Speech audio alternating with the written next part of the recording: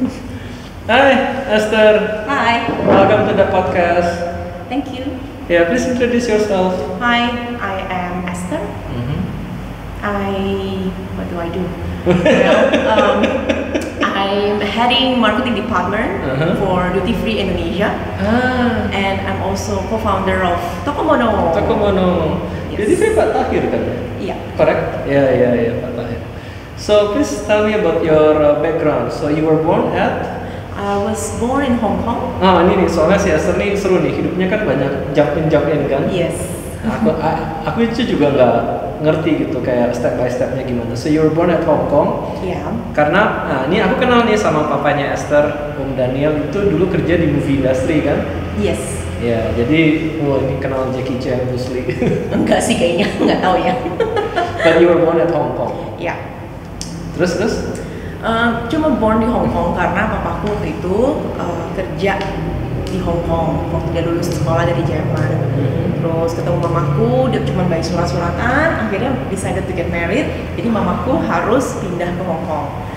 Tapi secara nationality kita orang Indonesia, cuma kerja di Hong Kong aja. Terus saya lahir di situ. Terus waktu saya umur 5 gitu, orang tua decided untuk pindah ke Jakarta karena bisnis. Gitu. Jadi mulai bisnis apa waktu itu? Masih juga kayak di movie, tapi lebih ke waktu pindah ke Jakarta tuh lebih ke advertising. I see. Gitu. Di Jakarta sampai? Di Jakarta sampai SMA. Terus aku pindah ke Malaysia. Oh, oke. This Ya. one I don't know. Ke Kuala Lumpur. Ke Kuala Lumpur. Aku sendiri itu kuliah Di Kuala Lumpur. di Kuala Lumpur. Ambil desain. Wow. Oke.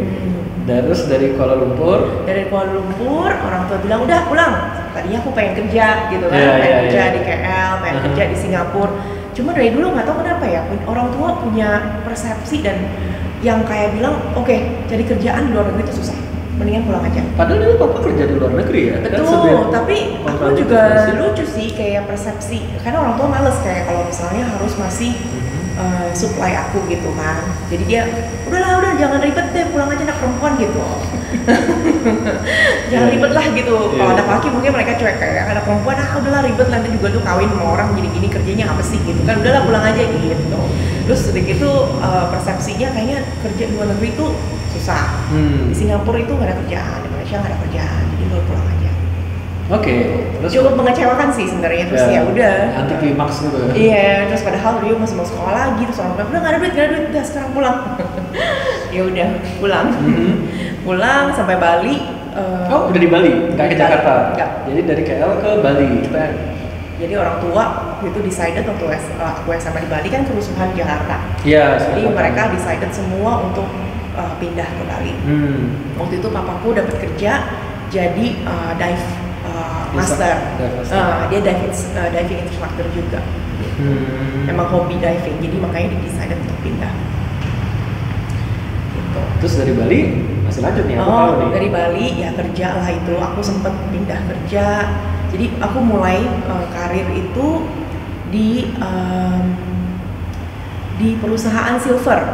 Jadi waktu itu kan graphic designer backgroundnya. Jadi waktu itu sempat kerja di perusahaan silver, terus pernah kerja di kontraktor, pernah akhirnya yang agak lama sedikit tuh kerja di agency, design agency. Tapi aku nggak dapet jadi desainer. Gitu, nggak cocok kali desainnya, nggak cocok deh jadi desainnya. Kamu jadi anak account eksekutif aja, jadi sales. Gitu. Ya udah, setelah itu baru aku dapat kerjaan di hotel, started di graphic designer juga. Nah dari hotel ke hotel dan akhirnya sempat pindah ke Singapura di hotel juga. Gitu. Jadi akhirnya bisa nih lagi dari papa. Enggak sih, enggak ada. Bye Daddy. Enggak ada rasa pengen lari sih ya. Ya pas aja kali ya. Cuman akhirnya dikasih izin kan waktu itu. Oh iya, udah kerja mah dia cuek aja sih. Oke, so dari Singapura. Ya Singapura bentar, sempat di Jakarta sebentar, terus pindah lagi ke Bali. That's it. That's it. And Sampai here you sekarang. are. Hah? Dan here you are. Yes. Oh, ini salah satu yang kayak loncat-loncatnya banyak juga ya. From Hong Kong to Jakarta, Kuala Lumpur, Singapura, dan Bali. Ya, cuma di sini-sini aja sih. nggak lebay. But still ya. Terus gimana? Maksudnya kayak in terms of career gitu kerasa nggak sih bedanya? Like work ethics atau budaya gitu di Singapura, Malaysia, dan Jakarta dan Bali? Karena aku di hotel industri ya, jadi aku emang gede, mesti lama kerja di hotel industri. Jadi aku jadi walaupun background aku bukan anak hospitality, tapi karena aku lama di hospitality dan aku punya mentor dan bos-bos yang luar biasa gitu mendidik aku sampai aku bener-bener kerja, maksudnya sepenuh hati gitu ya kerja di hotel. Dan aku rasa hotel di Bali itu standarnya cukup tinggi ya. Oh, really? Ya, especially di luxury collection gitu ya, luxury brand. Untuk hotel tuh cukup tinggi ya. Kita buka hotel tuh 24 jam. Jadi kerja aku dulu lumayan long hours gitu. Terus kayak we are trained not to say no to guests. Ya, jadi bayangin ya. Everything is either yes or maybe.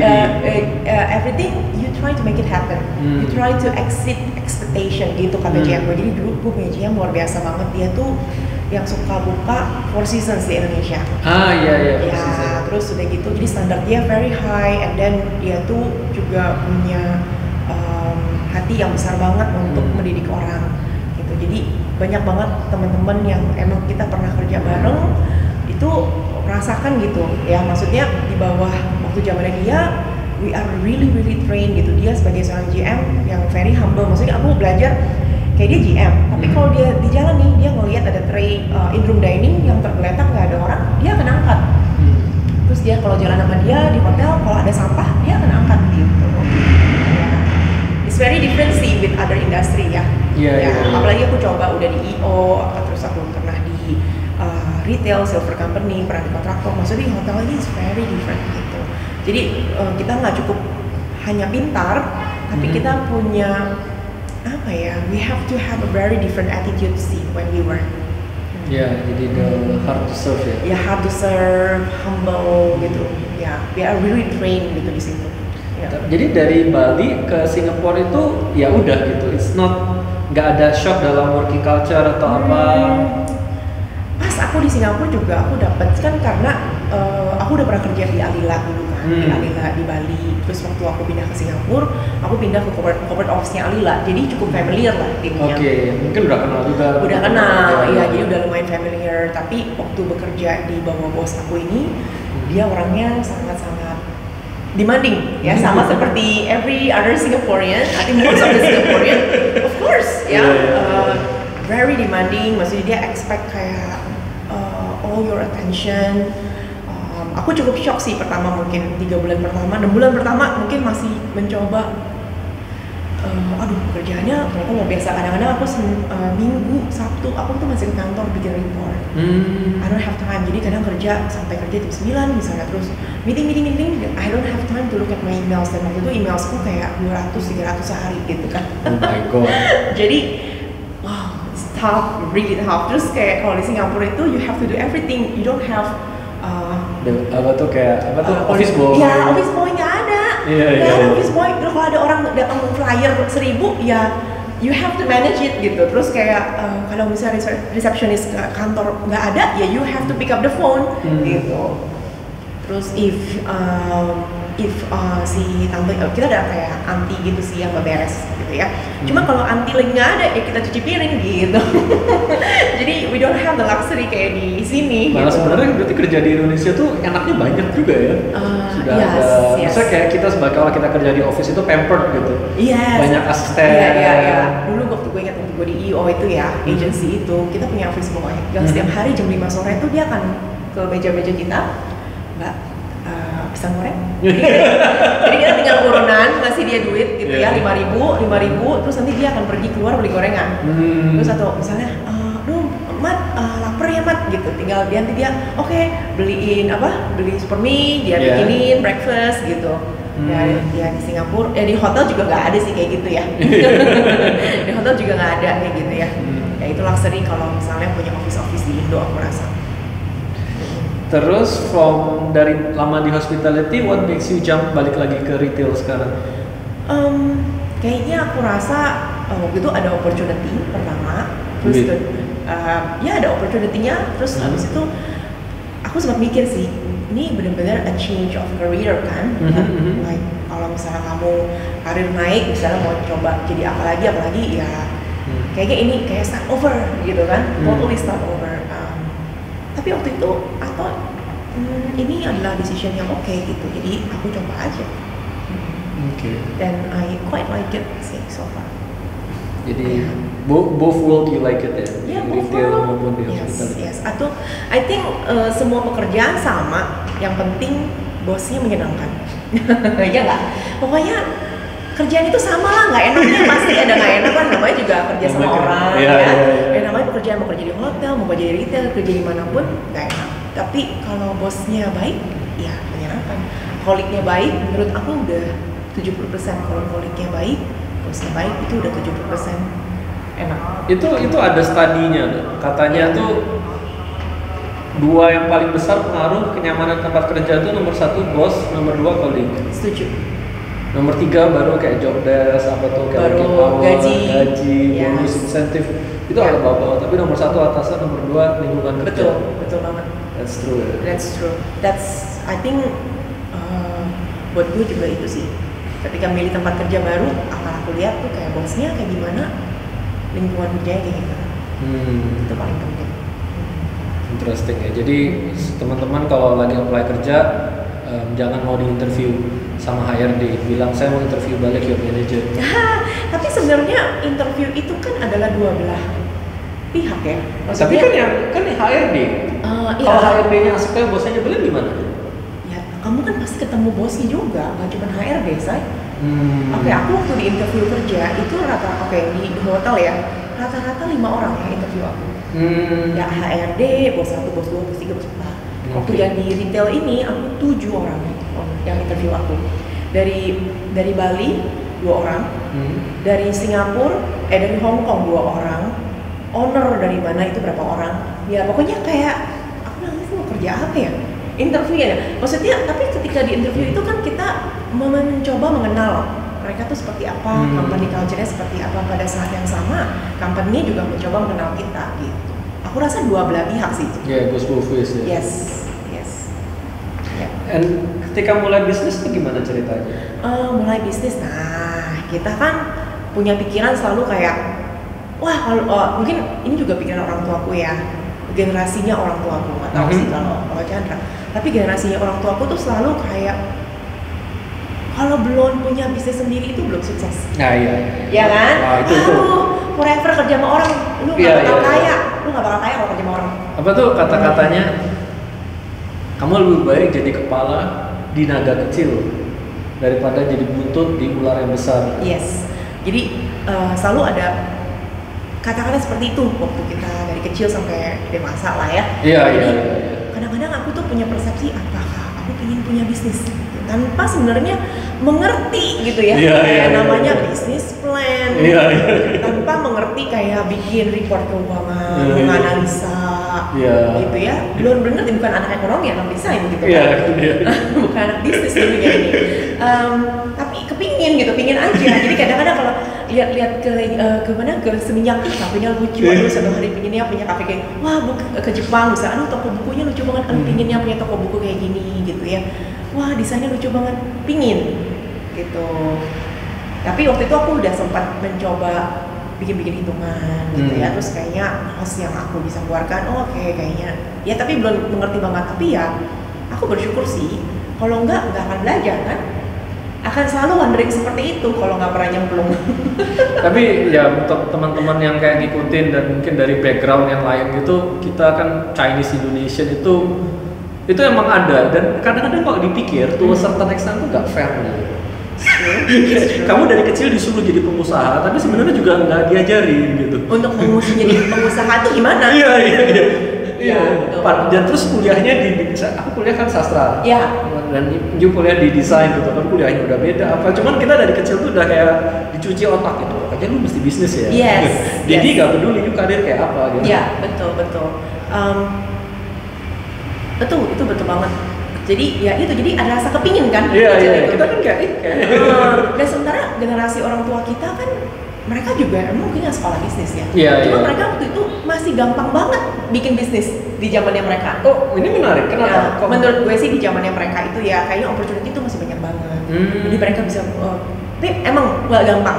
Gue tahu bisa cerita-cerita dari om gue, teman-teman gue gitu kayak mereka startup pabrik atau startup apa itu kan gampang sebenarnya di Indonesia. Oh gitu. I think so. Makanya mereka punya persepsi kayak harus punya bisnis gitu. Nah kalau misalnya mereka yang udah di level itu, pasti juga pendidikan ke anak-anaknya, ya mereka mengharapkan nih pabrik suatu hari akan gue kasih ke anak gue gitu. Yeah. Ada kan pasti yang orang-orang seperti itu ya. Wajar. Kalau misalnya di gue, orang tua gue emang bisnis tapi nggak gede-gedean gimana, nggak ada yang ditinggalkan buat gue. Jadi I had- bisnisnya apa sekarang? nggak ada. Loh, papa nggak bisnis? Enggak. Oh, yang terakhir yang advertising itu. Iya. Terus pindah ke Bali kan dia kerja diving instructor. Jadi diving instructor. Yes. Begitu selesai, Ya udah. retire. Suka nyanyi kan? Enggak. Dia choir kerja. Iya, choir. Iya. Choir, sing. Yes, yes. Ya, ya. Gitu. Oh, oke. Jadi nggak ada yang there's no kayak baton dalam tanda Iya, kutip. nggak ada yang nih ditinggalin ya buat kalian enggak ya. Kita kalau mau ngapain ya berusaha sendiri. Nah, ini kalau boleh tahu nih. Hmm. Kalau boleh tahu. Jadi toko Mono ini dari duit tabungan atau dimodalin? Atau ngutang dari bank? Sendirilah tabungan. Dari duit tabungan. Iya. Jadi waktu mecahin celengan itu rasanya gimana? Iya rasanya belajar. Oke. Anggap aja ini tuh, oke. Aku tuh punya prinsip gini ya. Aku nggak pernah ngebandingin gaji aku sama gaji orang. Oh, this is Yes, kadang-kadang malah I don't mind dibayar less dari orang. Wow. Dulu ya, maksudnya konsep aku hidup tuh gitu. Karena dari dulu tuh aku merasa aku tuh merasa kurang pendidikan gitu. kenapa? Ya, well, I just feel that. I don't know. Mungkin karena dulu sebenarnya gue tuh pengen sekolah tapi kayak nggak bisa. Jadi kayak I always see my journey tuh as apa ya, as part of my learning gitu. Jadi istilahnya gue kayak kerja, gue nggak usah bayar sekolah, gue malah dibayar. Jadi in your mindset. Jadi gue selalu kasih mindset gue tuh kayak this is just ini gitu, education gitu loh. Jadi in your mindset itu your whole career itu sebenarnya cuma magang yang nggak berhenti. Agak kayak gitu sih, tapi ya of course lah, maksudnya ada nego gaji dan sebagainya. Ya kan kita juga perlu hidup segala macam ya. Cuman gue nggak terlalu kayak ngikutin banget gitu. Wih orang lain tuh gajinya segini, kok gaji gue cuma segini? Gue kerja lebih banyak, orang lain kerjanya gak banyak amat, kenapa gajinya dia lebih tinggi? Gue nggak suka main ke arah situ gitu. Gue nggak mau tuh ngeliat ranah kayak gitu. Gue nggak mau compare kayak gitu. Menurut gue gaji tuh rezekinya orang masing-masing. Oke. Udah gaji tuh rezeki, mendingan gue nggak usah tahu daripada gue sakit hati gitu. Yang penting Tapi siapa tuh senang hati. Kan ada orang yang kerja lebih panjang dibayar lebih dikit. ya mending gak usah tahu ya. Mending gak usah tahu aja. Apalagi. Tapi ya gue gak suka banding-bandingin kayak gitu aja. Menurut gue is a learning process aja, lu kayak dibayar aja gitu. Jadi Lu belajar dan lu dibayar gitu. Jadi ketika mulai bisnis pola pikirnya sama. Pola pikirnya agak-agak kayak gitu sebenarnya, which is agak nggak bener sih. Agak nggak bener ya. Tapi ya well, untungnya sih tempat ini kan tempat orang tua sendiri. Jadi kalaupun bayar sewa nggak heboh-heboh amat gitu kan. Oh, bayar. Gitu ya, nggak heboh-heboh amat. Jadinya ya it's a place to start lah, aku pikir gitu. Kalau misalnya gue nyawa sama orang mungkin I don't want to do it gitu kan. Tapi Toko Mono udah jalan berapa lama? 2018 tuh construction, 2019 sih kita buka ya. Benar-benar fully open tuh mungkin Juli 2019. It's quite new ya, 2,5 tahun. Iya. Terus gimana? Dan begitu mulai within like less than a year udah kena pandemi. Iya. Gitu. Ya, jadi waktu tahun Jadi bagi yang nggak tahu, Toko Mono tuh cafe. Yes, it's a cafe, tapi kita punya exercise area. Jadi ada kelas Muay Thai, kelas yoga, kelas dance gitu. Terus kita banyak kelas-kelas workshop juga sekarang. Itu ada kelas pottery, ada kelas watercolor, ada kelas banyak macam-macam. Terus ada sekarang les bahasa juga. Jadi bahasa Inggris, bahasa yang jalan sekarang bahasa Mandarin, bahasa Jepang sama bahasa Perancis. Gitu. Ya. Tapi gimana? So how was it? You started di bulan Juli, di bulan Juli, terus kita kan started bener-bener cafe full restoran gitu ya, dengan makanan yang banyak banget, menunya segala macam. Cuman tahun 2020 awal, I think April gitu, kita masih coba buka, tapi tapi pada saat itu kan kita kayak nggak tahu ya ini COVID ini apaan gitu. Ya kan semua orang juga takut gitu, buka kafe lagi kita gitu kan. Jadi kalau ada yang kena COVID masuk sini, kita semua kena, ibu sih ya kayak ya tutup bingung, buka bingung, terus ya gitu, ya kan. Jadinya waktu awal 2020 tuh sempet kayak kita decided untuk tutup full. Jadi sempat kayak tutup 5 bulan, 6 bulan. Lama loh. Ya, jadi tim kita itu semuanya pas ada yang resign juga emang sebelumnya. Terus ya udah kita bayar pesangon waktu itu kan Idul Fitri ya, kita bayar pesangon jadi timnya juga udah pada pulang, ada yang ke Jawa segala macam. Kemudian kita decided untuk play low dulu, ya tutup dulu sebenarnya. Karena situasinya nggak jelas banget, kita nggak ngerti. Apalagi kelas-kelasnya kan Muay Thai, yoga, ketemu orang semua kan. Dan dulu yang datang ke sini itu rata-rata orang ngopi sama meeting. Terus karena banyak office di daerah sini kan. Nah sekarang karena COVID, semua office tutup, semua travel agent tutup, semua hotel tutup. Siapa yang ngopi?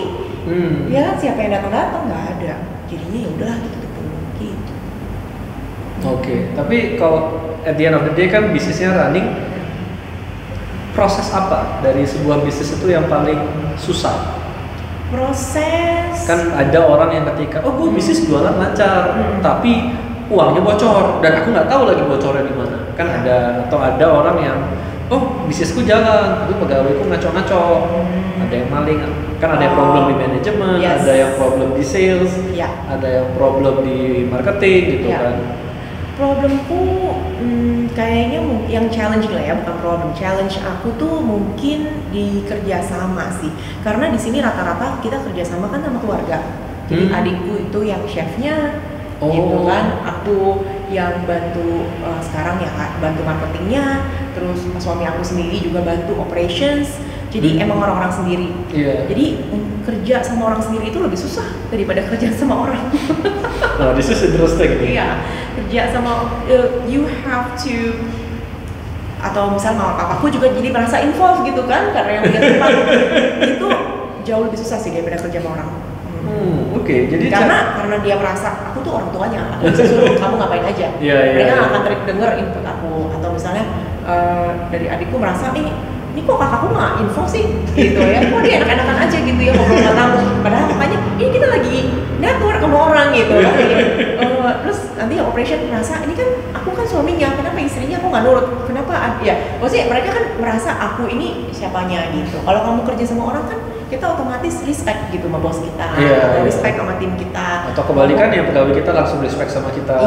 Atau ngomong juga kayak lebih free, lebih jaga gitu ya kalau ngomong sama orang lain daripada ngomong sama adik kamu sendiri. Balik ya, atau ngomong sama kakak kamu sendiri kan kalau kamu nggak suka kamu ngomong aja, nggak ada sungkan, ngaco. Gitu. Jadi challenge sih di situ, gimana caranya kita sebagai satu keluarga belajar untuk bisa bekerja bersama-sama. Itu proses. Jadi family business itu tough ya, dan apalagi ini mungkin dibandingkan dengan kadang-kadang tuh beberapa teman saya yang pernah ngobrol di sini juga tuh family businessnya tuh established. Jadi udah dari engkongnya ke bapaknya, ini sekarang ke anaknya tuh kan mereka sudah punya organisasi, sistem yang running. Tapi kalau create dari ground zero, kemudian oke lu jadi chef, lu operasional, lu marketing itu, kemudian pasti job desk-nya ketukar-tukar atau ada yang nggak perform atau gimana. Ya itu challenge-nya. Gimana caranya kita itu pas di tempatku semuanya perform sih. Semuanya baik, berjalan dengan baik, sistemnya berjalan dengan baik. Tapi bagaimana challenge-nya itu lebih kayak bagaimana kita bisa memperbaiki sistemnya untuk jadi lebih baik lagi gitu. Maka menyamakan expectation. Jadi misalnya kalau aku expectation di hotel dulu, bisa bikin 100 kue gitu. Nah, adikku di dapur nggak bisa say gitu kan. Kamu lihat ovennya gitu dan kamu lihat tenaga kerjanya, jadi nggak bisa kamu punya expectation 100 kue sebulan, paling bisanya begini. Jadi kayak we have to ya gitulah, maksudnya belajar bersama, mencoba mendengarkan, dan sama keluarga kadang-kadang kita lebih susah kan mendengarkan satu sama lain ya nggak sih, lebih dengerin temen nggak lu? Jadi di sini gimana kita bisa saling mencoba mendengarkan, respect sama lain, cara ngomong diperbaiki gitu. Jadi itu bottom line-nya itu ya, manage your expectation ya. Manage expectation, terus kayak communication skill. Yes. Jadi sekarang kan jadi masih kerja dan masih bisnis. One day pingin gak sih ngelepas salah satu gitu? You know, temenku tuh lucu ya, dia tuh selalu kayak, aduh gue bosan banget nih kerja sama orang nih, gue pengen banget nih punya bisnis sendiri gitu ya. Aduh gue pengen jalan-jalan. Aku setelah mulai bisnis, aku lebih suka kerja sama orang. Oke. Yes. Sebenarnya nggak ada yang salah sama kerja sama orang, ya. Nggak ada yang salah sama mengejar karir. Yes, nggak perlu kamu tuh punya cita-cita punya bisnis. Ya kalau kamu emang punya cita-cita punya bisnis, silakan, go ahead. Kalau soalnya punya bisnis itu it's not easy. It's not easy. You have to think about everything. You have to know marketing. You have to know operations. You have to engage everything. You need to read business plan, finance, accounting. Maksudnya lu mesti on top of all that gitu ya. Lu harus tahu sedikit semuanya itu.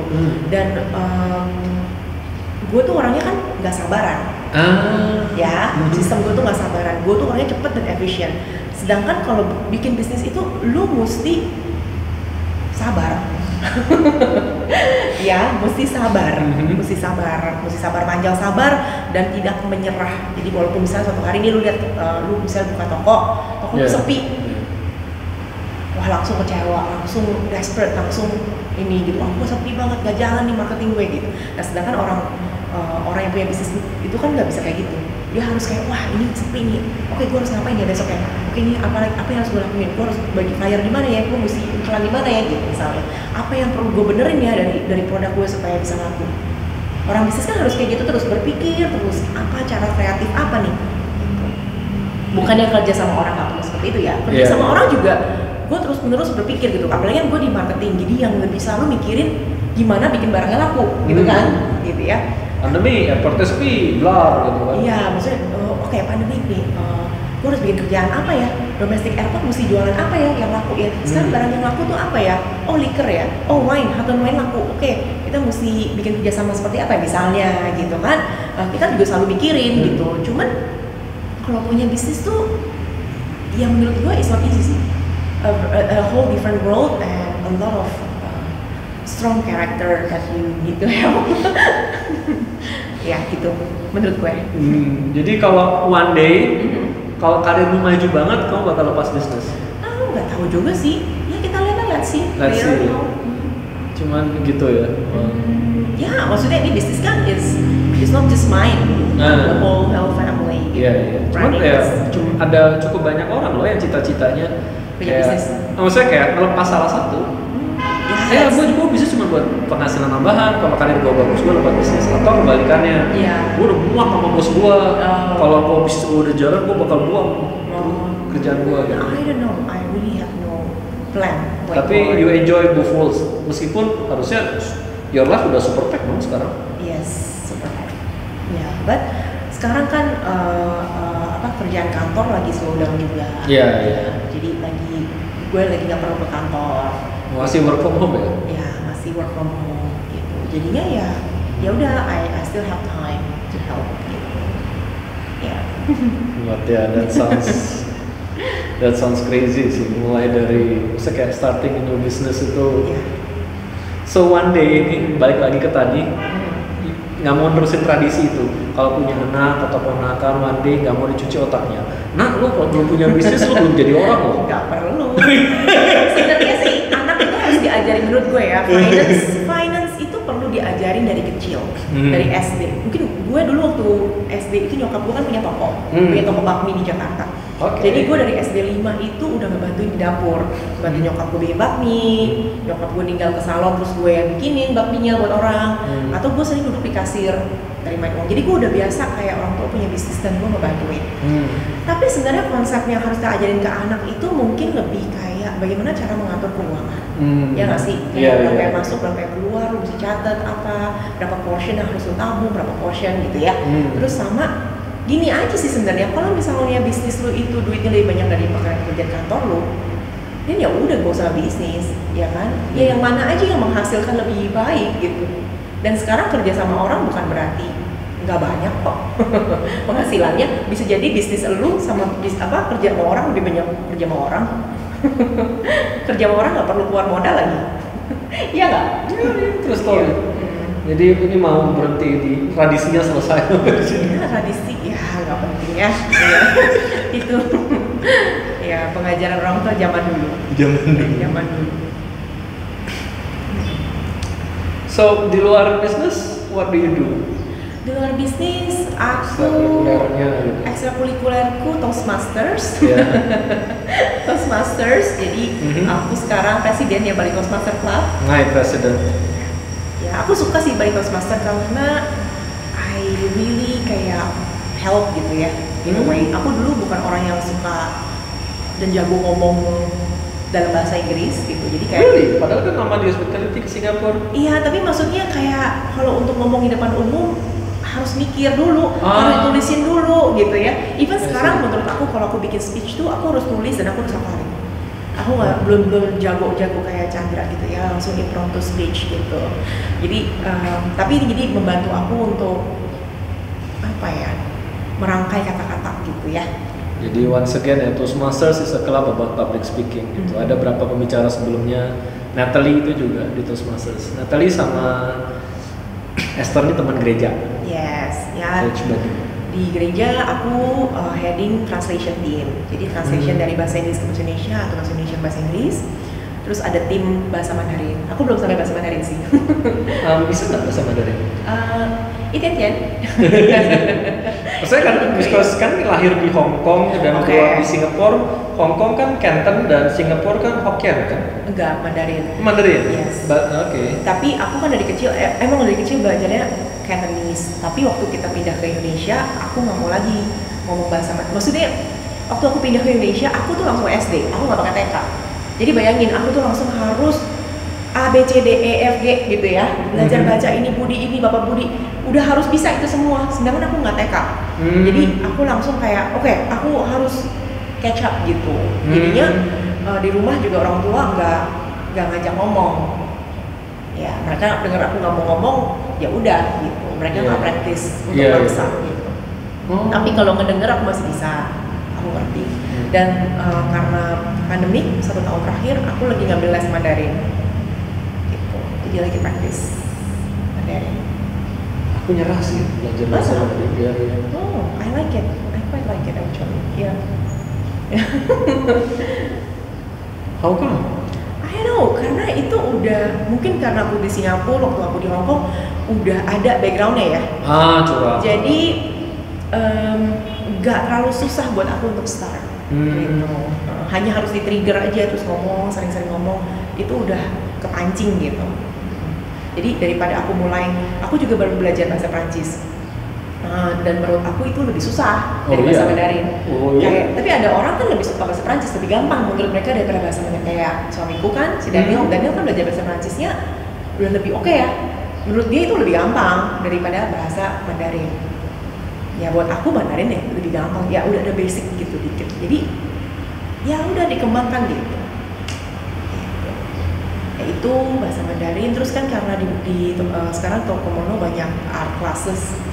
Jadi aku bantu untuk facilitate, jadi ada pottery class, terus kemarin ada crochet, jadi aku bantu facilitate lah itu dan guru-gurunya. Terus aku sekarang juga Tokomono jadi representatifnya Cahaya Naturals, produk organik science based dari Jakarta. Jadi aku bantu itu teman-temanku yang lagi ya lelo sekarang karena pekerjaannya begini. Jadi ada teman-temanku yang yuk kita sama-sama bantu gitu. Karena produknya ini bagus, aku pun pakai. Jadi kayak skincare lah. Kayak sampo gitu-gitu, jadi ya we are helping that. Apalagi ya, aku lagi ikutan robot trading. Wow. Sama ya itu dah, itu aja. Sama apa lagi kegiatanku ya? Ya itu deh. Kayaknya apa tuh? Many people itu kayak aku gitu kan have so much time ya udah nyantai gitu loh. Tapi kalau kamu tuh kayak like a machine gitu, never stop. I like meeting people sih. Gitu karena kalau Daniel ya my husband and I we're different ya, kayak kalau husbandku kan dia lebih introvert. In a way that dia kalau ketemu orang energinya itu habis. Kalau aku ketemu orang energiku nambah. Gitu ya. So what's your future plan? Like what's your goal, what's your vision gitu? I don't have. I just Sera-sera day by day. Yeah, just nggak ada mikir atau Tokomono suatu hari mau nambah cabang. No, I just go with the Wow. Karir ya udah gitu kan, pandemi ya udah nyantai gitu. Ya lagi pandemi juga ngapain dipikirin planningnya ya? Bisa Iya, berubah kan? juga ini semua. Ya, Ya bisa kan? minggu depan airport buka atau minggu Iya. depan airport tutup lagi Iya, gitu kan. dengan PPKM berkali-kali dipanjangin di ini, gue udah kayak ya terserah deh. Ya ngapain. sudah terserah deh, yang penting Nah. aku masih Ya, butuh jalan duit. aja, pokoknya kita jalan. Nah, jalan aja. Oke, maybe this is the last question. What do you know? Ini tentang, karena bos kamu kan orang yang famous banget. Oh, Tahir, Mr. Tahir tuh kalau nggak salah orang nomor 9 di terkaya di Indonesia. Dan bukunya kan juga kontroversial kalau pernah baca dan famous. Gosipin dia sedikit. What do you know about him? I have no idea. Oh, terlalu jauh. Belum ketemu, iya Belum terlalu jauh. ketemu. Terlalu jauh. Tapi, Belum pernah ketemu. tapi kadang-kadang kita bisa baca ownernya dari organisasinya. Dan gimana organisasinya? So far organizationnya kita ini very fair to the team, I think. Dan organisasinya udah berdiri lama banget dan tim-timnya sangat-sangat loyal. Kan aku juga baru ya. Ya, berapa Baru join. berapa? Aku join 2017. Wow, 4 tahun baru, oke. Ya buat aku sih ya baru ya. Hmm. Jadi tapi timnya itu kan soalnya aku masuk timnya beda-beda ya. Aku sempat join yang Singapore team gitu. Sekarang baru join yang Indonesian team. Timnya very loyal. So far udah kerja sampai puluhan tahun gitu ya. Ya must be good ya the boss.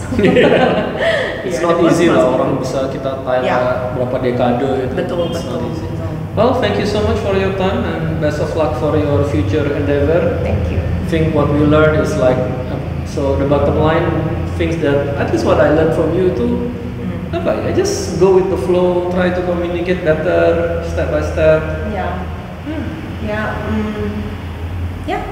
You know, don't have so much like, Pressure. Iya, Yes, jalanin aja. Jadi nggak jalanin usah put aja. a lot of pressure to your career, to your life. Nggak usah put too much apa ya.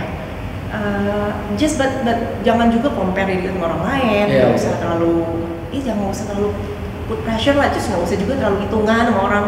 padahal orang Singapura terkenal kiasu. Ya nggak juga sih. Rezeki akan datang aja lah. Blessings ada pasti. Amin. Jangan. Oke. Ya. Thank you. Bye. Goodbye.